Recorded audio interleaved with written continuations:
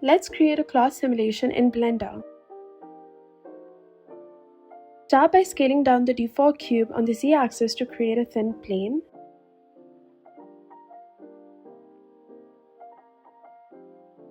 Position it above the scene so that it has enough height to fall onto another object. Next, add a sphere or any other object you'd like beneath the plane. Right-click the sphere and select Shade Smooth. With the sphere selected, go to the Physics Properties tab and add Collision. Now select the plane and add a cloth property. If you press play, the plane will fall and collide with the sphere automatically.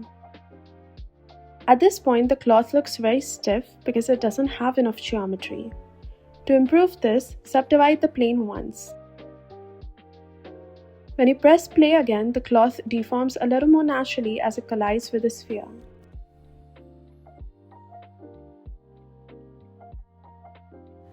The more subdivision cuts you add, the more detailed and realistic the cloth simulation becomes.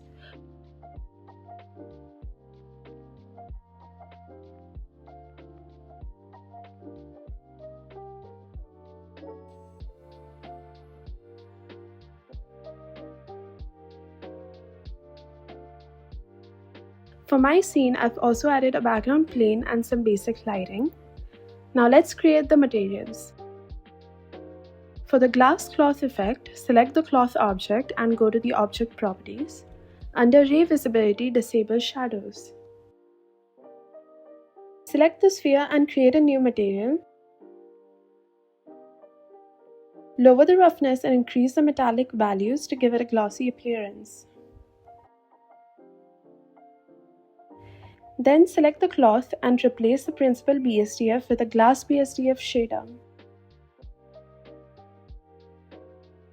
Keep the roughness at 0 for a clean glass look.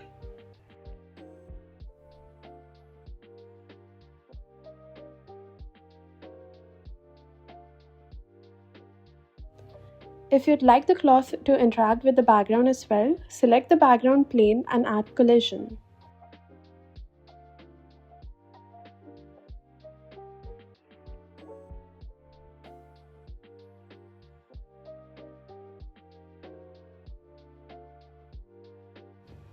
Finally, add a subdivision surface modifier to the cloth and set the viewport level to 2.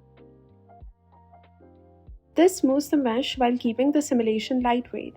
And that's it. Thank you for watching.